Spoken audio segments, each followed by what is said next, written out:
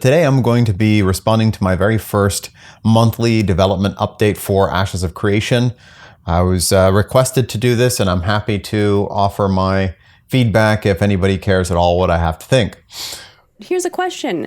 As a crafter slash artisan, etc., will I be able to give my goods to someone else and pay them to transport it via Caravan System or something to market? Or will I have to be the one to do the caravan myself? That's a very good question, actually. And I don't think we have talked about, since that system has had a little bit of a redesign several months ago. But yes, there is a system-driven way for players to co-op caravan trips. And essentially, you have the driver or the owner of the caravan preps the caravan for launch at the caravansary, which is the node building that launches the caravans. Real quick, because this part is probably my favorite part of the whole update. I think that a lot of people might hear that part where he just said that the caravan system has been updated 2 months ago and start thinking, uh-oh, are they overcomplicating this? Is it going to be something that they're just iterating too much on and it'll never come out? Well, I think the caravan system may be one of the most important mixtures of the economy, linking the world up, and having that meaningful world PvP happen. So I'm completely on board with them spending as much time, thought, and effort into the caravan system. And we're about to hear something that as soon as I heard it, I thought, wow, this is great. I mean, let's listen in here. And he can make a selection to allow designated players or members of his party to reserve space within the caravan. And there can even be an agreement for insurance should the caravan be destroyed. Let's say you find a driver who's run many successful missions and you're confident in their ability to deliver. You may not ask for insurance. But if this is a new person who doesn't have an established reputation on the server for being a successful caravan driver, then you can request insurance, and that's an option that the owner of the caravan has to enable. And when you interface with that UI window, there will be the amount of insurance. And then let me pause it while he's flicking us off. He's going like this, but this part here, I just love the fact that you're going to be able to get insurance, because I'm all about thinking, man, how is this caravan system going to bring the world PvP into being? Because I think that world PvP is something that hasn't really been fun or meaningful for a very long time in many games. And this is one of the ways that just organic, every day, let's go out and see if we find a caravan, or let's go and protect the caravan. Just a controlled form of PvP that still doesn't necessarily promise you that it's going to be like an arena or like a battleground that's just an escort mission, right? Because you don't know what you're going to run into. But there can be systems at play so that if you are escorting a caravan and it checks within a large radius that there's no other players, it can spawn NPCs and you can fight NPCs. There are many different ways that escorting a caravan would be something that would be meaningful or worthwhile anyway. And of course, one of the ways is going to be with money. The fact that there's going to be able to be an insurance on it is awesome. But the thing that I really worry about with the caravans is if I sign up to guard it, do I have to be within a certain radius? If I go link dead, what's going to happen? The way that all of that is handled is really, really important to make sure that people are still consistently engaged with that. It'd be the same thing as saying I'm launching a battleground and then a bunch of the nuance of the battleground, like where flags are placed or where teams spawn in relation to one another, is broken. And so it just always creates a sort of lopsided experience. Nobody wants to play that battleground. But this is awesome. I love this so far. That will be placed in escrow and given to you should the caravan not make it to its destination, or should the caravan's goods be lost.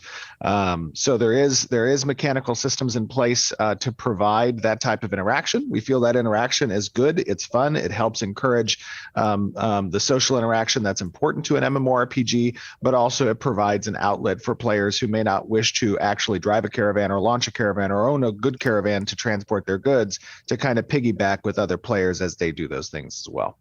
So yeah, that was a great question and an even better answer. So off to a really good start. Next, we're going to roll into the desert biome.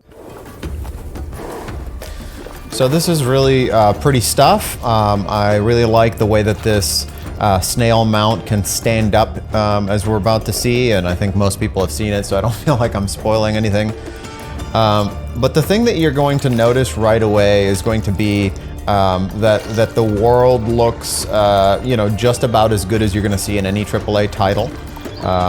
For an MMORPG in particular, I mean, here you have a little bit of sparse landscape, but hey, some landscape is sparse.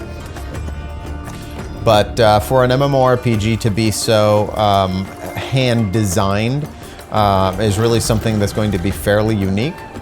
The enemies look fantastic. Unreal 5's rendering is looking great. Love the volumetrics here. That sort of misty effect is wonderful. You get these beautiful colors, and there was the snail standing up. Now you have this is a professional term now. That's a really nice weenie. They're called weenies sometimes. This sort of a tower or some very large landmark that is going to be able to guide you as to orient you where you are in the world. So there's another weenie, and we're going to look at the creation of that one in a while. Here we get a look at a raid mob. Very cool. I love the sort of goo that's between the two. I don't know what they're supposed to be, like the two tails that are joined and then open up. Well, seems love like that. Liked it. Working for a long time in this industry. Okay, so here we move on to the tool. I'm going to go ahead and mute the video here and just talk about some of the things from my perspective as an external developer. And I want to be clear about this. When I say that I'm a developer, it's a very broad term. When you say you're a game developer, you could be somebody who writes a story. You could be somebody who just creates gameplay, designing, modeling, et cetera, et cetera. All of these things fall under the umbrella of game developer. I want to be very clear about what it is that I typically do. I'm a very versatile person because I have to be. We make games with 3 people. My wife does 2D art and my brother does programming. That's it. So everything else is me, typically. I'll help with things that are not really programming, but more like scripting. But all of the core programming is done by my brother, Paul. So in other words, I do have a lot of experience modeling. I'm not a high definition modeler. I've never worked on any sort of project that has anything to do with like a movie or movie-like graphics. But I have worked with, just regular old 3D stuff. I know I'm familiar with all of the programs they're going to mention. So when I'm listening to what they're able to do, what it really seems like that this tool is going to do, and I'll go back over here so we can look at it. What it's going to do is allow for a much faster workflow to create environments that look unique and handcrafted. There's going to be some back-end stuff. They mentioned some of the kind of visual resources that they're talking about. That usually is going to mean basically just RAM. So if I wanted to have like 19 statues, as they mentioned at one point, they were all unique, and I've made them unique through my working in Mudbox, which is a sculpting program. And I've created and exported these unique textures that are then applied to each of these huge objects. I'm gonna have some at least 4K multiple maps. Well, without getting too much into tech detail, like when I say a map, I mean a file, right? So a file, at least most people would be familiar with the fact that it has the 3 channels, RGB, and then there's also an A, so that's alpha. And so what that means is that the computer is holding a matrix of the pixel information from 0 to 256 for each pixel 4 times for a 4K map. So you can do the math on that. So that means that if I had 19 of these guys, I have 4K times 19 times 4 pixels being held in memory. So that's a lot of RAM. And it's also just going to be harder to load. It's harder to process all this stuff. So what this is going to do is actually kind of apply from the same textures. It's going to mask them in. I'm not exactly sure with how it's done because, like I said, I'm not this kind of a developer. I don't do really high-end graphics. I've never done them before. I love them. I'd like to do them at some point, but I haven't had the chance, so I couldn't tell you about the specifics there.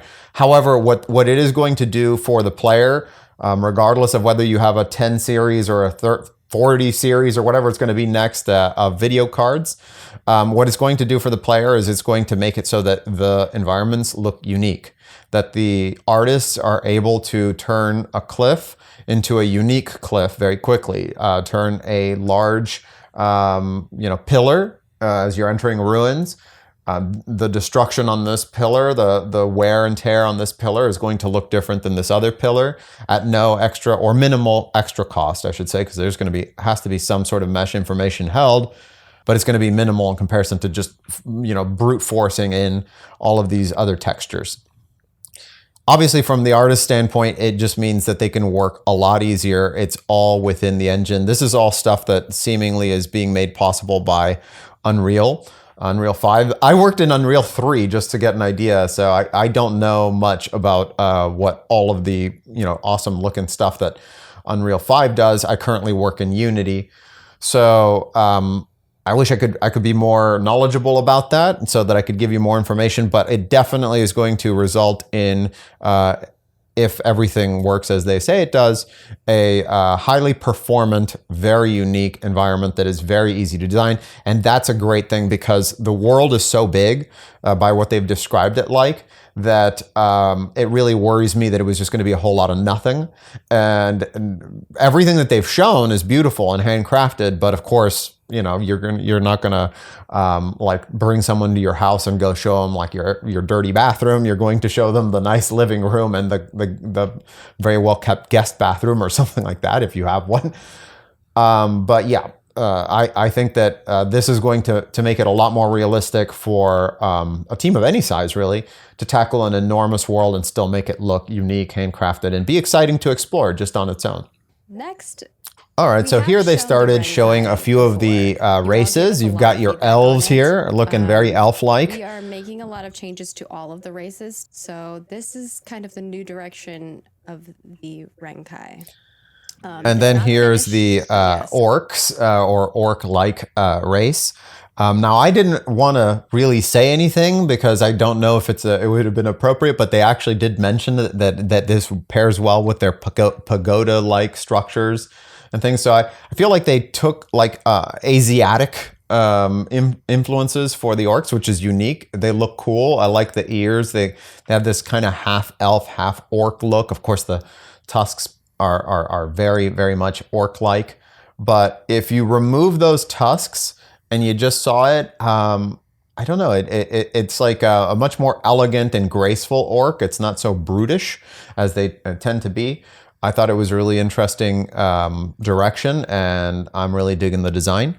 And yes, you will be able to still have red skin too, but this is just the green skin. Yeah, and we've seen so much of their beautiful character customization that I'm not worried about being able to create the right kind of orc. Matches kind of the vibe they have with all their architecture, like the very swampy, like pagoda style. Like I feel like this feels more like what they should be.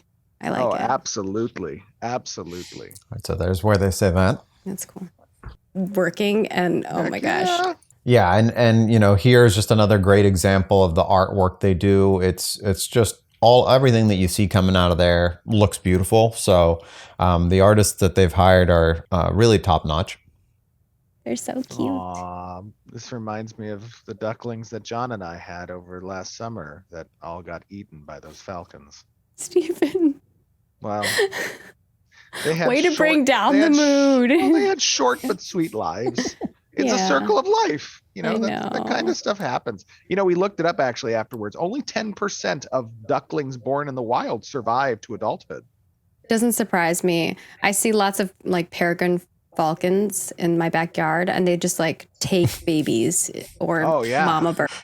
So that was, I thought, very funny. They just had this cute little art moment where you're really focusing on something that, you probably don't need to be focusing on as far as like an update, but you have these little ducklings and then they just make it as dark as possible by telling you that 90% of ducklings die like right after being born.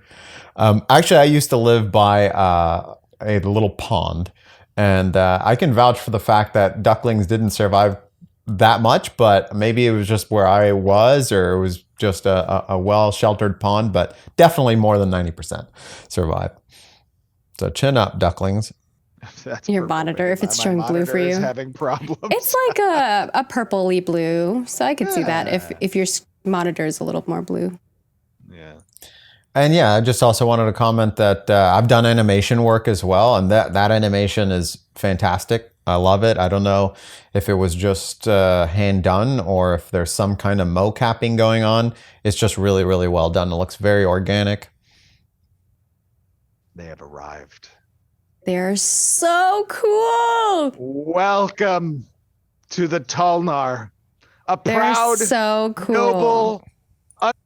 So there's the Tolnar. I thought it was very interesting that they would have a race, because they're supposed to be a race that are clearly like so many seemingly different races. So I don't know how that's going to work exactly, but obviously the concepts here look really cool. I think that it'll be interesting to see how the body structure works. Always the consideration here is that whenever you're trying to create armor for odd body structures, like for instance, if the knees bend the other way or something like that, it just causes the arm all sorts of clipping problems and having to rescale things for a different race. So if there's different body types that are drastically different, that's just a whole lot of work. But obviously the concept art here is looking cool. Underrealm dwelling race. All right, so now we're going to get into the real meat and potatoes, which is the Q&A. I think that the first question here is a really good one. There's actually a lot of great questions, but this one's very telling as well for the Caravan system. So let's take a listen here. From George Black, and they want to know about mounts. Will mobs knock back people off their mounts, or will mounted players bypass all mobs easily? No. There is danger to traversing areas with enemies nearby. And there are specific abilities that knock a rider off of their mount. So I love that. I love the response there right away. It was like, no, like, oh no, you're not getting by. Because yeah, I mean, obviously when mounts are just like hyperspeed past a lot of mobs, it does cheapen the world a little bit. I think that what's really important about listening here is that there are certain skills that will knock riders off of their mounts. So imagining for a moment that obviously different classes are going to have different skills. That means that certain classes will excel at knocking people off their mounts, perhaps. Obviously, the way you knock people off their mounts are very important for all kinds of combat. And if different classes excel at doing that, that's a huge tactical difference that could develop. Question from Zyvan and Magic Man about combat abilities. Considering the recent update we've seen to combat, has the team decided on if there will be a global cooldown or not? That's a very good question. It was a hot topic several months ago as we've been refactoring. Yes, I think that we've kind of gone back and forth with this. It's something that we're going to be testing as part of Alpha 2 and combat in general, is how we surface these global cooldowns, and whether or not we categorize these GCDs across essentially different types of abilities. So I would look forward to more of our combat demonstrations in Alpha 2 to understand, what approaches we're going to take, and then offering feedback as part of those approaches. All right, so I would say that answer is probably the most concerning out of the whole update. It's the only one that to me seems like something you really should have figured out. Whether or not you have a global cooldown informs a lot of the decision-making process for how you would develop a class. Like, he's not actually talking about there are no cooldowns. I think that's a given, but it's a matter of whether the cooldowns are going to be specific within groupings, which doesn't really make it a global cooldown per se, but that's just semantics. This is the sort of thing that the only thing that's been giving me pause. Like I said, I've had two concerns. One of them, which is like, obviously I love the fact that there's going to be insurance, right? But there's like some kind of UI element that comes up and asks me if I want insurance. So when the systems are complex enough, and they might be, that they require this kind of thing in order for them to really work and not be exploited very easily, that just means that the player is going to have a ton of work, in essence, to have to learn how all of these systems work, get the insurance or not. I have to do like a calculation to think like, how many times does this have to fail? Like, I mean, let's think about it this way. When you go and you buy yourself a new monitor or whatever, and they almost always want to give you an insurance. So normally, just so we know how insurance works in the real world, I'm not saying it's going to work this way in this world, which is kind of interesting. But in the real world, they've done the calculation and they figured out that it's beneficial for them to get you to pay the 20, 40 bucks or whatever right now. That's going to make them money. In other words, they're not going to offer you an insurance policy and say, would you like to get this insurance? Are you sure you don't want this insurance? Come on, it's going to be great. They wouldn't be pushing it on you if they were going to lose money on the deal on average. So you're going to lose money on the deal on average. It's just you're doing a calculation to see, is this going to be something that would really be aggravating to have to replace, or is there extra wear and tear that I think I'm going to put on the object, et cetera, et cetera. You have to see what it covers. So these are the calculations that happen in reality that make it kind of not fun. If you get to the point of complexity where those things must be done within the game, that's not necessarily a good thing. The fact that they're going to be a part of the game, that's not necessarily a good thing, because it just raises the bar to such a high level for people to really wrap their heads around all of the systems of the game. But that aside, because I think that they're putting a ton of thought into it, so it seems promising that they're constantly thinking about these things and how they interact. So we're going to get about as good of an execution as I think that a passionate group of developers that all seem very talented can put out. The place that it doesn't seem to be quite as hopeful is with combat, because they're still trying to figure out what combat's going to be like at this stage.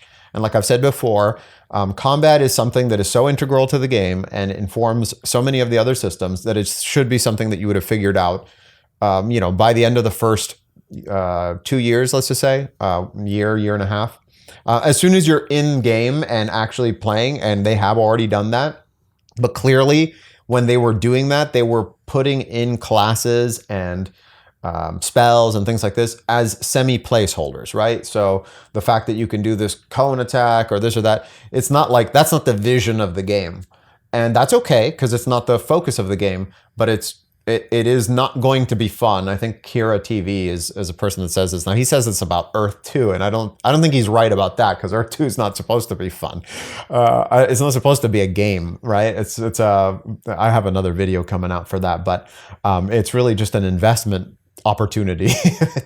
But anyway, what this game is supposed to be fun to just play. And if it's not, if the actual playing of the class, PvP and everything is not fun, all of these other systems can exist and you will still have people engaged. Like, I don't know if that many people would say it's fun to play Eve, but the systems around Eve make it an interesting project. So people will still be engaged, but you will diminish the amount of players. It's going to be a tiny niche compared to millions and millions of players. So that's my hope, is that they're really focusing in on combat right now, taking it very seriously and understanding that you can't have everything else if you don't have that part figured out.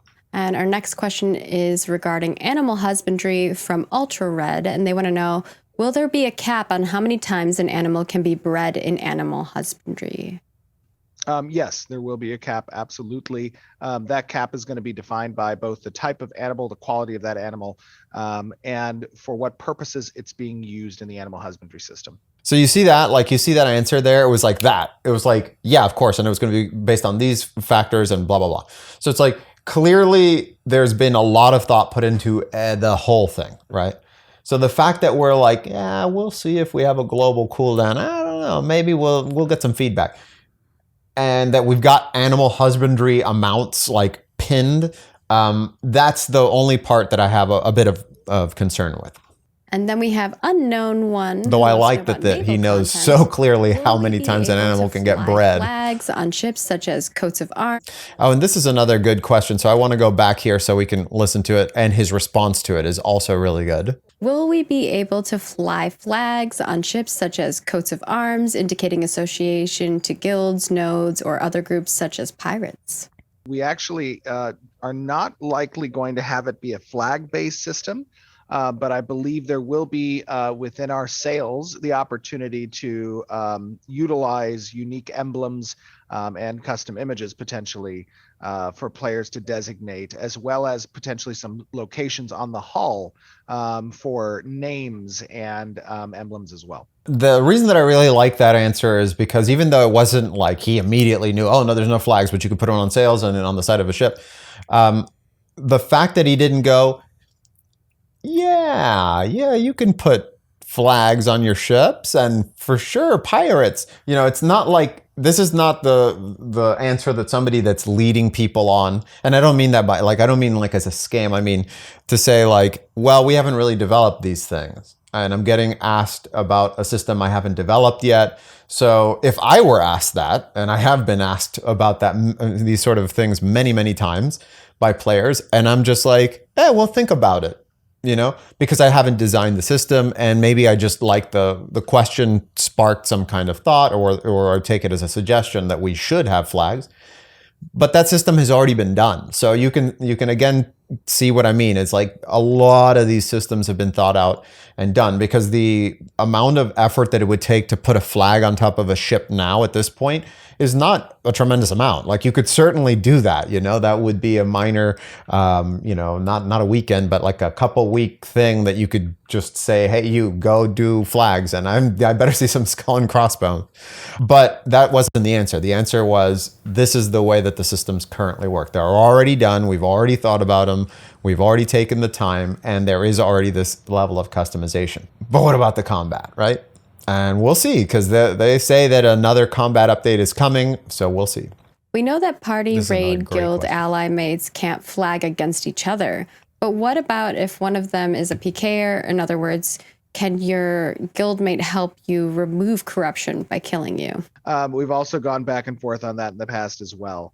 As it stands currently, yes, the affiliation between guilds or citizenships is trumped by the status condition of your corruption, and anybody can kill a corrupt player. I assume that, and I might not even know exactly what it is, but I assume that it's going to be something like, I go and I do PvP that I'm not supposed to do. If I'm just griefing somebody, I get corruption. That means that a negative thing builds up on me, and then when I'm killed, it diminishes. Well, so real quick, I don't know if they've thought of this, but I'll throw an idea that comes to mind as to how you can go around this, because the problem is going to be that I can go get massive corruption by griefing these players, and then I go to somewhere that's kind of safe for me to get killed. As strange as that sounds, right? But like my guildmates come in and just start whacking me and making sure that nobody takes my loot, that I lose the least amount possible to get rid of that. And maybe there's a benefit to getting, you know, to defeating a corrupt player, and now my guildmates are harvesting that benefit. So yes, maybe ultimately that's going to be something that will have to change, where a guildmate can't get the bonus, but there's still, unfortunately, going to be people selling their bodies, right? Going like, I've got 100 corruption, who wants to kill me? Like free, like, you know, justice points or whatever it is. So a suggestion that I would have right away to mitigate, again, this is mitigating, because you can still have a line of people that are ready to kill you. I mean, there's really no getting around this kind of thing in video games, right? But make it so that if somebody kills somebody that is corrupt, that the diminishing of the corruption has diminishing returns. So that means if I go and I kill the same guy and he was corrupted, and now I'm taking off his corruption, next time I take off less corruption, I gain less justice, or whatever it is that I'm gaining from it, and less and less and less, until it has no effect whatsoever. And that has to have a very long window. It has to be like maybe it comes back to a little bit, but it can last like, can have a tail of like a week or something. And that's to avoid this kind of thing. But it also does another good thing, which is prevents people from like too aggressively over like spawn camping or waiting for the guy to come back to his body and again and again and again. It just creates a little disincentive there. So consider that. That I don't know if they'll hear this, obviously, but that would be my suggestion, would be to have diminishing returns on how much you diminish somebody's corruption that you kill multiple times. Even if you are capable of, let's say, killing your friends, we have very unique systems in place with regards to the bounty hunter systems that locate individuals where they are on the map. And there is always going to be that tense, that anxiety, even as you're facilitating the kill from other players, that someone can drop in on you and pick up the items you may drop or kill you. So that I love. I love the idea of handling it more through a bounty system. The reason that a bounty system works better, not only just because it actually works in reality, is simply because it's harder to sort of get around like how you can exploit it. Now, unless it's something that is just generated, like the world has generated the bounty system for you, and so now whenever you're killed, you give somebody money, then that can be exploited just as easily, if not exactly the same problem, which is just to say, I've got this big bounty on my head. Who wants it? Who wants to pay me half of my bounty to kill me? You know, that kind of thing. So you don't want that to happen. You don't want it, because not only because of the exploitation, but because it's just so reality breaking. It's just like totally destroys the immersion to have the equivalent of gold farmers like selling their body after having built up a bounty. That would be horrible, right? So you got to avoid that at all costs. One way that you can kind of do that is by making sure that people have to put the bounty on you. Now, obviously, that means that a poor player is not able to put a very big bounty on a person, and there's no pro rating or anything, because again, you can exploit the economy at that point. But at the end of the day, that is why you got to get yourself into a guild. You got to get affiliations with somebody so that when you are killed or when your caravan is hit or whatever, you've got somebody to call. And that's the whole premise behind a social game. And our next question is from Worth, asking about node leveling. When it comes to mayoral construction projects that players can bolster, how long would you say it will take players on average to fill/build up a node completely? Yeah, so when we talk about what's the expected time range for node advancement, it ranges from hours from a crossroads perspective to several weeks from a city to metropolis perspective.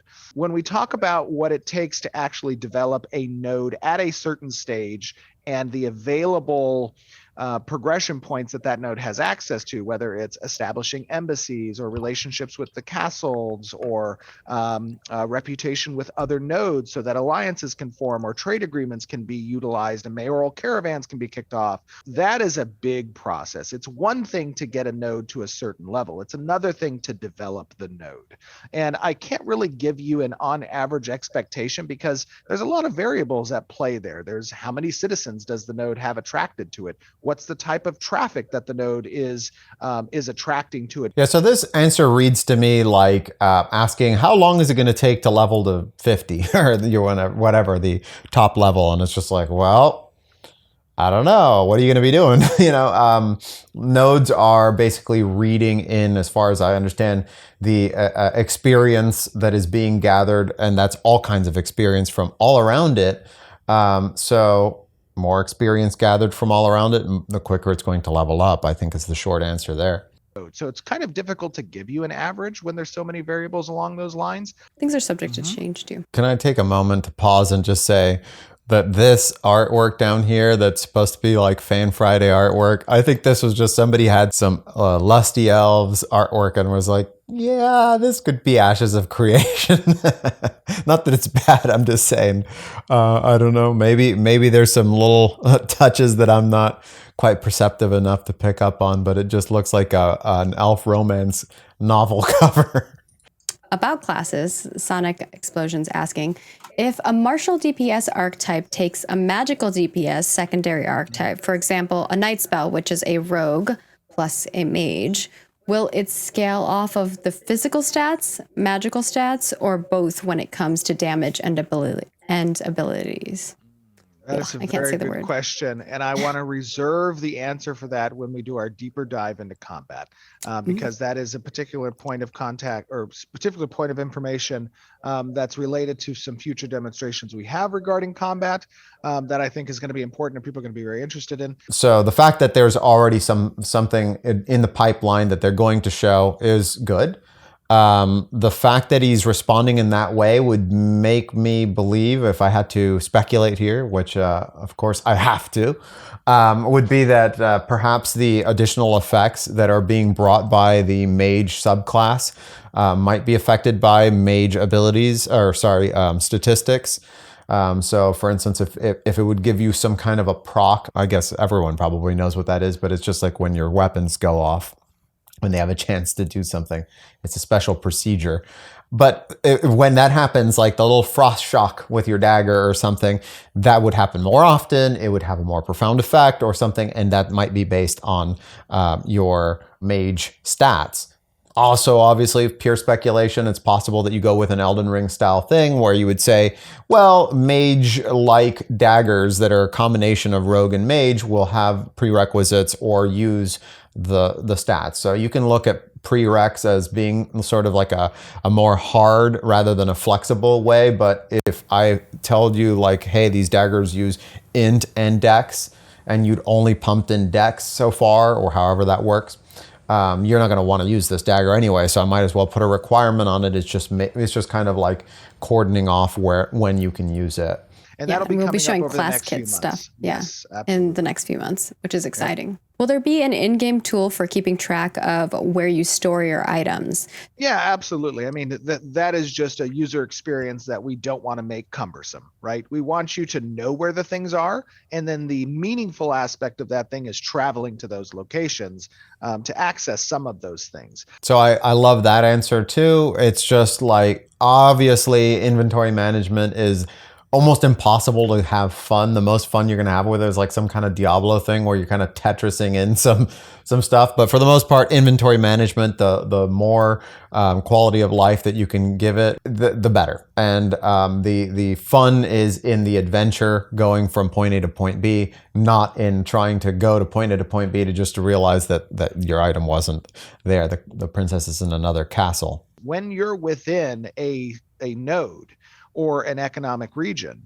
When you're within the node, you are at it. Let's say you go to a crafting station. You have access at that crafting station to pull from your personal storage and warehouse storage at the node. I love that. And you don't have to do the run back and forth constantly that all of us are accustomed to in games. That is something that is what's the word? Quality of life. Cumbersome? No, what is it? Time constraint? I don't know. Think my mind Just is tedious this morning. Yeah, it's tedious, but it's an ease of quality quality of life. Thank you. Ding ding it ding. Is a quality of life feature that I think is important. Say words at him until you. Yes, it's the one. That's where I was going. My mind is, like I said, it's been a long week. Oh yeah, for sure. I'm not doubting that. It's not like I'm in any way, shape, or form more uniquely adept at making these kinds of calculations. But I got to say, like, the more that I've heard Steven talk, the more I like him as a person, the more I do tend to trust him as a passionate, creative lead that is competent enough to do something like this. We don't want to allow add-ons. So if there's things you want and features you want, our goal is to implement those features. That's Absolutely. interesting too. Yeah, No add-ons. When we were talking a little bit about During Monster Coin events, will the hate list for NPCs restrict or affect the buildings players can target and disable? This is a very specific. Okay, so that's a complicated question, but it actually makes a lot of sense once you understand what it is. What's interesting is I actually had exactly this kind of system planned out way back in the day when I used to run a blog called MMO Tower. I called it color characters, and the color characters were basically the capacity for players to hop into the body of a monster and suddenly be that monster. So as you leveled up as the monster from participation, you'd be able to be a bigger and badder monsters. But the premise was that now whenever you're playing and you're going throughout the world and you see even like a wolf pup or a dragon, you don't know how it's going to respond. Everything is a little bit more organic because it could be a player. In this case, I believe the way that it sounds like is you get these monster coins. I've missed out on when they talked about this system last, but you get these monster coins which enable you to become a monster. And so you are actually able to do raids and attack things. Like I said, whenever there's like no interaction within a caravan, hey, throw some monster coins in there. Say quickly, somebody go over there and attack that caravan. They're not having enough fun. It's a really cool system. And the question is there going to be restrictions? Like once I become the monster, can I just beeline it the other way and attack something I'm not supposed to attack? In this case, it sounds like you're just able to kind of join the fun of some sort of raid. Let's listen to the answer though. Will the hate lists for NPCs restrict or affect the buildings players can target and disable for monster coin events? Yeah. I'm not sure the correlation between the hate list of the NPCs and the objectives of the event. Yeah, that's but the it is part important that's to a note little that odd. when events occur, there are very prescribed and specific number of objectives that can be targeted, right? You aren't streamlined into one particular. You have an option in front of you to select from. Your focus is completing objectives that have already been prescribed as part of the event. All right. So there will be some semblance of restriction to answer their question. Yes. Yeah, I think that the question being asked with a hate list, normally hate list, when you hear that, you think like aggro, which means like which players would have hit the enemy and where they are in position in the aggro tier list. But maybe in this case, what they meant by a hate list would be like something like overall factions. The question would be like, can I just go somewhere else and attack something else if I'm an enemy that spawns that's supposed to hate this village, but I just want to go attack like a freehold over there? Unless the question was like, and I'm just thinking here aloud, but the question might have been like, if a player attacks me, do I have to respond like an enemy and go, I was going to attack this silo, but now that I see you throwing that little throwing dagger at me, I'm coming after you. I don't think that would be logical to implement, simply because the fun of the idea of like a person playing an enemy rather than it just being AI driven is the fact that they will respond in some kooky way, right? So like that they don't just do the thing that you expect them to do, they respond like a human. So restricting them in that way wouldn't be a good idea in my opinion, but you do want to keep them within the bounds of the event. Will mobs be able to buff each other up when grouped up, like an NPC bard buffing its allies? Oh yeah, absolutely. Yeah. There are social AI systems. They want to. Yeah, it's important to note that our AI system that Russ and Chong have been working on is extremely versatile, and it also provides the capability of having a scoring system when it comes to the behaviors that the monster is going to utilize. And it can do some of those behaviors in parallel depending on how that scoring system comes out. And part of the interaction that we want to have existing between groups of AI or groups of monsters is the ability to support other monster types or classes that might be a part of that social group. All right, now that's some good fan art right there.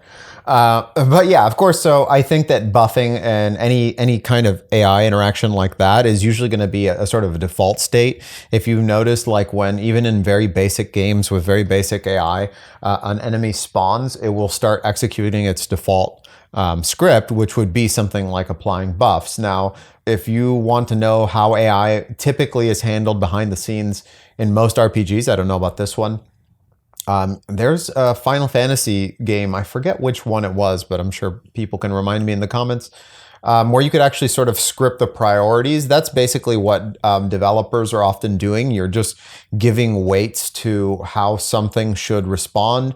It's usually executing on some kind of a heartbeat, a check as to what it wants to do next. That's not always the case. Like it wasn't the case in Pop-Up Dungeon. It was a little different. And in Aces and Adventures, there is no AI. The game just plays itself, sort of. But basically, the concept is that in most RPGs is that you just have a list of priority of actions and then some randomization thrown in. Being able to buff another ally would be a default state, and it would be a state that if there's no other higher priority instruction or action found, then that's when you're going to default to these states, or maybe it's just filtered into a low % chance, that kind of thing. Maybe they're doing something more sophisticated here, but that's most games for you. So With leveling set to take a while, will each level have a reward attached to it, such as learning an ability, a talent point, or perhaps class quests, etc.? Or will Yeah, there be yeah. I levels mean, where you don't get something? no, I think I mean, you're gonna get something for each level. There are going to be some levels that are more monumentous in your progression than other levels. But I don't like the drought between leveling process where you get nothing for a level. Ultimately, you should see a reward for your progress or effort spent at a granular level. All right, so yeah, I totally agree with that answer. I loved it. Thought that really that's exactly how I would want to handle it. You definitely want these sort of threshold breakers where you are gaining this much, and you're used to that gain, so it starts getting a little stale, and suddenly you hit that big level where something massive is going to happen. Either it's a class changing thing or a really important skill that you're unlocking that'll actually change fundamentally the way that you approach the game. That's the perfect way to handle leveling if you can do it. So great answer to that. And that's going to basically bring us to the end of this update. I'll say that it was a great update. Everything that I heard, all the answers I heard were pretty much great. The only concern that I have is combat. But as we heard, we're going to get some classes, a first look sort of thing coming up next. So that'll be really great. I'd love for you guys to stay tuned and hear what I have to think about it if you care. And I want to know what you think about it. So please let me know in the comments. Like and subscribe, and I'll keep an eye out for the class update, because that's going to be a major determiner for me as to the level of excitement and also the level of proximity to release that I'm going to feel like we're at right now. Because those are the two concerns. One is how far away is alpha, and by the way, I heard this question asked at some point. So they asked, is it going to be content complete at alpha? That's basically not the definition of alpha. These are not really hard terms, but as they're used in the industry, an alpha is not content complete. A beta is sometimes not content complete, but tends to be content complete. And then you're just working out bugs and refining things. So that's the major distinction between alpha and beta. If you'd ever been curious, is that alpha is typically not content complete and a beta is. So as we move into the alpha, is it going to be the moment in time in which they actually develop the combat, which is so central to the game? Or is it going to just be a little taste of it so that people can give a bit of feedback, but they'd really already figured it all out? Or are we, maybe a year off from alpha because the combat is still being figured out? I don't know, but I think that we'll find out pretty soon. So stay tuned, and I will keep watching, and I hope you will keep watching too. See ya.